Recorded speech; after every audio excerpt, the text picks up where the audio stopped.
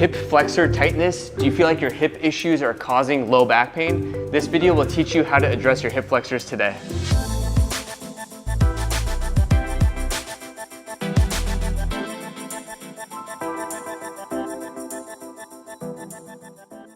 Welcome back, guys. This is Dr. Arash Maksudi. Patient Dr. Michael Lau. And today we're going to be talking about the hip flexors. Are the hip flexors tight? Do you need to stretch it more? How to assess it? How to reassess it? And if you guys have been enjoying this content, make sure to hit the like button below and let us know if there's anything else that you guys want us to cover. So let's start off with assessing the hip flexors. What we're gonna do is have Mike sit on the edge of the table here, rock back, bring one knee all the way in towards his chest. What that's gonna do is make sure that the low back and pelvis stays locked out so he can't compensate. Now, with the opposite leg, he's gonna slowly lower to where he feels like that's his end. And it seems like that's about all you got. Is that right, Mike? Yeah. Okay, so now if he let go of this or let this a little bit loose, you're gonna see this rocks down. That's not the right way of assessing this. You wanna make sure this stays locked out, and that way you can make sure you get an accurate reading of how much hip flexor flexibility Mike has. Now, if you look at Mike's leg, you can see that his thigh is actually not bad. It's parallel to the floor. However, if you look at his shin right here, you'll see that this angle is pretty large. Ideally, you want this a little bit closer like this. And it's not necessarily a bad thing. All that's letting us know is that his rectus femoris, or his two joint hip flexor muscles, are a little bit more stiff on this side. And we'll assess towards the other side in just a second here.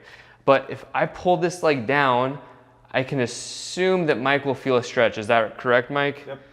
Right on the front of the left thigh? On the thigh. Right. And then if I let go, that's where he likes to hang out. Now, if for some reason this was up like this, and this was all Mike had, now I would think that his one joint hip flexor muscles are stiff. This is the iliopsoas, versus this would be the rectus femoris. So it seems like it's more of Mike's rectus femoris here. Now you always want to assess to the opposite side. So let's have Mike lift his left knee in. And this test is known for it's called a Thomas test. This is what the traditional name of this test would be called. Yeah, so this is a Thomas test. Now we're assessing the right side. And if you don't have a massage table at home, don't worry. You can do this off the edge of a table, bed, whatever it is. And you can have someone take a picture of yourself and just measure your angles if you want to test and retest yourself. Now, same thing here. This side actually looks a little bit better compared to the left side, but you can still see that Mike's shin angle is a little bit more than what we want, which is towards the floor. Most people have a little bit of this elevated angle, but we can assume that Mike has a little bit more of a stiff rectus femoris. So Mike, you can come on up. So that is a way that you can assess your hip flexor flexibility. But now let's get into a couple of different ways that you can actually address this issue. All right, guys, so we're gonna start off with a static stretch of the hip flexors, and I'll let Mike take it from here. So typically people are doing their static stretches like this. They're in a half kneeling position, and you see their entire trunk and body really translate over. And I look at the hip, I'm like, oh, I'm getting a pretty good hip flexor stretch. Really, we're not at all, because we have not locked that pelvis down before. So if you do want to statically stretch your hip flexors, typically in this point, our two joint hip flexors or rectus femoris, what we're gonna wanna do first, we're going to want to pretend we have a tail between us and tuck our tail between our legs. So with our pelvis, what we're doing is we are posteriorly pelvic tilting. We're tilting it back. You saw how tight I was on the table.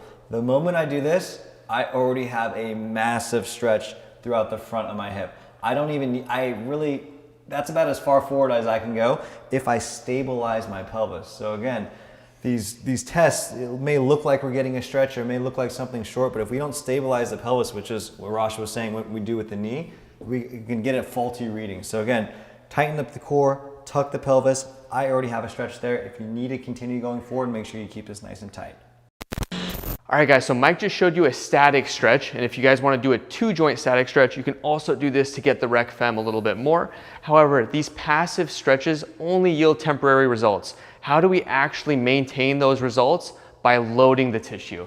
So we're gonna have Mike go through this exercise in that Thomas position where one of his knees is gonna be up in his chest. He's gonna bring the other leg down, and he's gonna put a kettlebell in the foot of the leg he's going to be working. Now, Mike is using a heavy kettlebell. Maybe don't even try this with weight at first, or use a very, very light weight. You can also use a resistance band anchored towards the floor.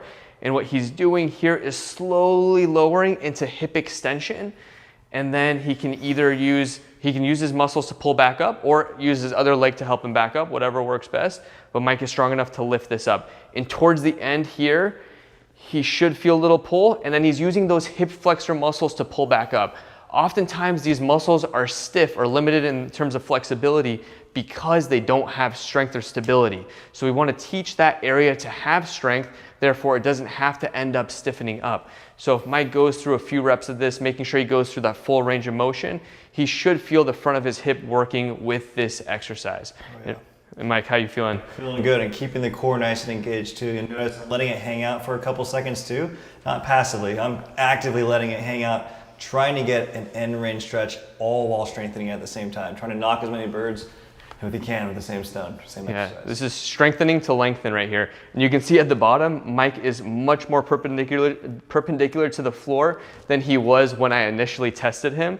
So if I was to guess after this, if I tested him, he may improve in terms of that flexibility just from a loaded exercise. All right guys, so Mike just did that exercise on his left side. Mind you, he did not statically stretch on the left side, just that loaded exercise.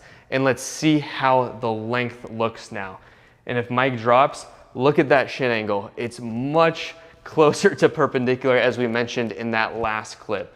So just that exercise helped improve flexibility, and we didn't even stretch in the traditional sense of stretching. So that's the idea of strengthen to lengthen. Now, another example that I like to do is just a static lunge, where what you're doing is you're getting into the split stance position here. You have one foot in front of the other. The further away your feet are, the more challenging it's going to be. But as Mike mentioned, you don't really need to go through so much hip extension and low back extension here if you focus on that posterior pelvic tilt first. Now, I got that posterior pelvic tilt, and I'm just going to lower, and I already feel a pull right here. I can hold that for a little bit. If I feel more comfortable, I'm breathing into it. As I breathe into it, I feel like I can go a little bit further, and then I push myself back up. And then I can just repeat this for a couple repetitions. Something to note too, on Arash's split stance lunge right there, he has more weight in his back foot. So different than a normal lunge where we say cue forward, Arash is cueing himself in the middle, if not even more in the back. And that's really lining up everything on that right side. So again, he is actively working on his stability, working on everything while getting in that stretched end range position all at the same time. Exactly. And I had a kettlebell here just in case I wanted to load it. You really don't need to load it that much. I mean, this is really pushing it, but the idea here is if you really want to put some extra load into that tissue, you keep your weight on that back leg, slowly lower. I feel a pull. I can hold there for a few seconds and then come back. I would definitely not recommend starting with this much weight. Start weight free. See how that feels. Make sure that you feel the pull when you're at the bottom position. You can hold, breathe into it.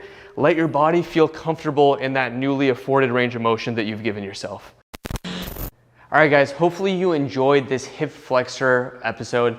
Hopefully you learned a little bit more about your hip flexors and that you don't only need to stretch your hip flexors. There's a lot of loaded exercises that you can do to actually help improve what you think of as your flexibility. And on that note, we actually do have a 6-week hip mobility prehab program. 8 weeks. 8 weeks prehab program, even longer. 8 weeks prehab program that will teach you how to improve your hip mobility in all different ranges of motion. And this hip mobility program, just like what we showed you today, works on both mobility of the hip, but then working on strengthening afterwards to really lock in those gains. Guys, we are here to help you. In addition to that hip mobility program, if you think your issue is just hip mobility, that's perfect for you. But we also have a hip prehab program. That is a fully conclusive hip prehab program for everything in and around the hip. That one is even longer. It is 14 weeks. You can find everything on our website or here by clicking in the box. Yeah, we'll put those links down below. Let us know if there's any other topics that you want us to cover. And until next Tuesday, see you guys.